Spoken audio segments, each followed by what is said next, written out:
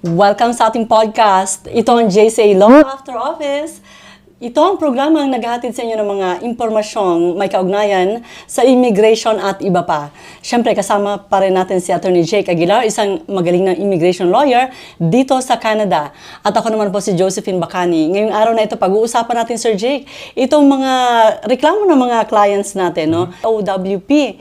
Ano ba ang katotohanan dito, Sir Jake? So yan, yung opportunity natin na at least mag-share ng insights sa mga kung ano ba mga inirereklamo sa atin ng mga kliyente natin. Pag-uusapan natin, more on sa spousal. Okay, So ito naman yung, let's say, in-sponsoran ka ng asawa mo. Yung asawa mo, PR or Canadian, ikaw hindi pa. So in-sponsor ka. Tapos inland, nandito ka sa Canada, naghihintay. Pwedeng dumating ka muna as tourist muna. Ngayon, habang hinihintay mo rin yung PR application, pwede ka mag-apply ng work permit. Okay, so dito sa spousal na ito, Sir Jake, nakaka-receive sila ng mga refusal. Yeah, so Recent. may mga naririnig nga Reports tayo tayo. na nakaka-receive ng refusal. Medyo bago sa atin kasi dati naman walang nare-refuse dito. So yung nakukuha nating information, yung nag-apply nga ng spousal open work permit, na-refuse kasi wala daw proof na nagsasama sila sa isang bahay. Yun yung bago ngayon. Right. Dati, kahit hindi ka nagbigay ng proof, na-approve naman. So, Stricter talaga ngayon. ano nangyayari at saka ano yung dapat nating gawin, yan, para nga rin sa kalaman ng mga kaibigan At natin. maiwasan ang refusal. Yun yung gusto nating i-discuss ngayon. So, unang-una, ano yung pinaka-requirement ba? At bakit nga ba na-refuse? At tama ba yung refusal na yon? So, ang dahilan daw, kasi ito, may kaibigan tayo, client na nagpa-consult nga, and sila din na nagsabi sa mga forum, medyo, yun nga daw ang napag-uusapan. May mga forum din kasi sila na mga similarly situated na nag-apply nga ng spousal open work permit. At nalaman nila, hindi lang sila yung na-refuse. Marami Kumaga sila. marami sila. So, medyo, yun nga, kakaiba kasi all of a sudden, nagre-refuse sila. And yan, para sa inyo to. So, mga sumusubaybay din daw siya sa atin, sabi niya. It's just timing na pag-usapan natin yun kasi marami na tayong naririnig ng mga clients with that same refusals. Exactly. So, yun. Unang i-clarify muna natin kung ano nangyari. So, yun nga, nag-apply sila ng spousal open work permit. And then, na-refuse sila kasi hindi daw sila nag-submit ng yung proof na nagsasama sila sa isang bahay. Dati naman nga, kahit hindi ka magbigay ng proof, na-approve. So, okay lang ba yun na pwede na lang baguhin ng ganun-ganun yung parang rules? Well, ang sagot natin dyan, yes. Kasi ito yung basic rule naman din kasi obligation ng applicant na kumbinsihin si officer. Hindi nagbabago yung part na yon. So, bilang aplikante, nasa iyo yung burden para ikumbinsi si officer na na-meet mo lahat ng requirements. Yung mga checklist, for example, mga guidelines lang yon. Well, of course, it's meant to help the applicant complete the requirements. Pero, may guidelines man o wala, yung applicant dapat pa rin ang may obligasyon na i-convince yung officer. Hindi nga nagbabago yung part na yon. So, dito nga, baka nagkulang lang din, sabi ko nga dun sa nagpa-consult sa atin, na nagkulang din siguro si IRCC kasi walang pasabi. Walang parang warning, bigla na lang nilang binago. But, okay, pwede ba yun? Somehow, pwede naman eh. Anyway, nasa rules din kasi na dun sa mga application mo, dapat meron kang document. Even if hindi binanggit, even if wala sa checklist, yun nga, even if wala sa checklist, kailangan lahat ng sinasabi mo dun sa application mo, meron kang proof. So, ibig sabihin, yung pag sinabi mong, kasi nilalagay mo doon yung address nyo pareho, di ba? Yung sponsor mo, yung asawa mo basically. At saka ikaw bilang applicant, nilalagay nyo doon yung address nyo. Unang-una, dapat magkapareho, syempre. Yeah. Pero dati, enough na yon. Uniform. Kumbaga, naniniwala na si officer na, nilagay nyo parehong address, okay na, naniniwala na ako sa inyo. Pwede naman yun. Na kay officer yon. Kaya nga yung part na yon, discretionary nga. So, kung dati, naniniwala na agad si officer kahit wala kang sinabit na documentary proof, ngayon nagbago, pwede nilang gawin yon. So, yun yung isang siguro take away natin dito. Hindi porke naging maluwag si officer nung panahon, magiging maluwag siya like forever na. Pwede siya maghigpit anytime without prior notice nga. Kahit walang pasabi, pwede siya maghigpit. Ganun ang discretion ng officer. Nasa sa kanila yon. So, yun lang naman yung pinaka nagbago dito. Ngayon, nagre-require na sila ng proof na magkasama nga kayo sa isang bahay. And anong mga proof ang pwede mong isubmit? So, kung meron kang sariling bahay, pwedeng dun sa title mismo, kung joint kayo doon, tsaka mga billing address nyo, bill sa cellphone, for example, or Utilities. sa kuryente, utilities. Tenancies agreement. Tenancies agreement kung nagra-rent kayo. At saka yung mga bank statement or anything na in-issue ng government or ng mga kilalang institution na nakalagay yung address nyo ay isa.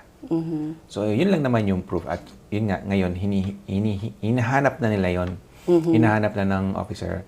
Although dati nga, hindi. Kaya lahat tayo nagulat. Sabi ko nga, ako din, dati wala naman kaming nare-refuse na client na ganyan, na walang sinubmit na documentary proof. But, again, pwedeng baguhin ng officer. Ngayon yun, medyo naghigpit na sila. Siguro lang din, ito yung hula ko.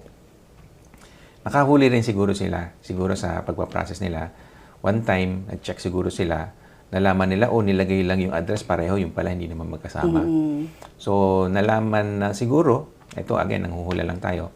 Nalaman ng IRCC na marami palang namimeke din na kunyari magkasama sila. Pero, kasi ang dali lang ilagay doon yung address eh. Pero in fact, hindi naman pala.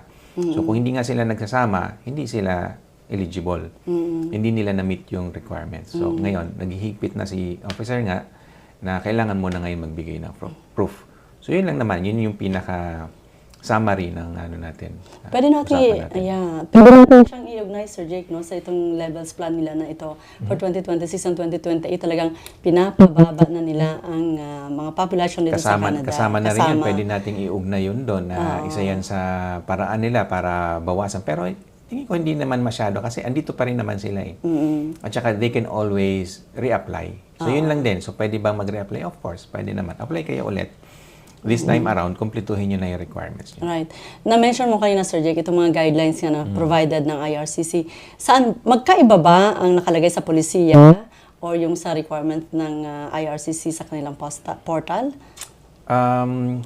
Dapat pareho lang yon. Dahil may guide sila, Sir Jake eh. Saan ba sila dapat nag-check? Sa lahat. Sa lahat. Sa lahat, yeah, exactly. So, kaya medyo sabihin natin complicated din at minsan hindi rin siya para sa sabihin natin ordinaryong tao na hindi sanay na mag-research ng kung ano yung hanapin. So, in some cases, kailangan natin ng tulong din ng either immigration consultant or lawyer para sa mga ganyan kasi nga minsan complicated siya. Pero dapat alam mo nga yung batas na kailangan mo sundin. And kung mayroong mga guidelines na available, syempre basahin natin yon. Pero minsan din, yung mga guidelines nga niya, medyo kulang din sa impormasyon. Like in this case, I don't think na naglabas sila ng any additional documentation para i-advise yung publiko na yan, maghihigpit na sila. Kasi kung sila magre-rely lang sa research ng mga aplikante, Sir Jake, siguro naman, mas maraming marirefuse kung wala silang batayan ng kanilang mga documents necessary to submit. Ayun nga. Kaya nga marami talaga na-refuse ngayon. So kasi halos lahat hindi naman nagsasubmit. Who is to blame here? Both, I would say. Kasi si applicant, to blame din sila kasi nga hindi kumpleto din talaga. Right. And nasa rule nga din, which is, of course, they have to follow the rules. Ang sabi sa rule na kailangan meron kang documentary evidence. So, hinihingi man yun sa guidelines or what, yung main rule, yung pinaka-rule, is dapat kumpleto yung documentation mo.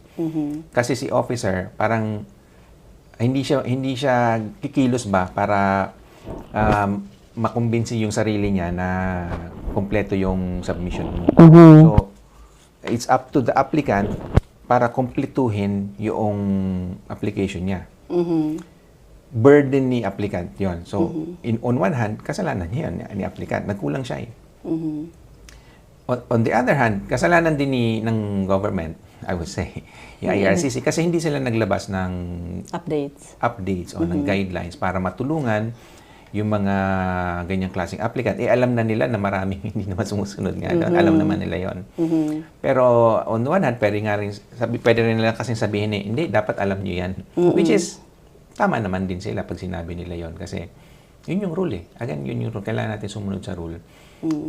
Yung applicant lagi ang may burden of proof na tinatawag. Nasa inyo ang burden of proof po. Kaya kailangan siguraduhin yung mga dokumento ninyo, kompleto at naaayon sa requirements ng IRCC. Exactly. Attorney Jake, pagka ganun ba ang pagkakataon, meron pa bang dahila or gagawin?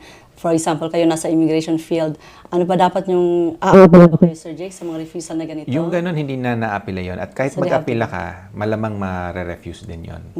Kaya ang best course of action dito is mag-reapply.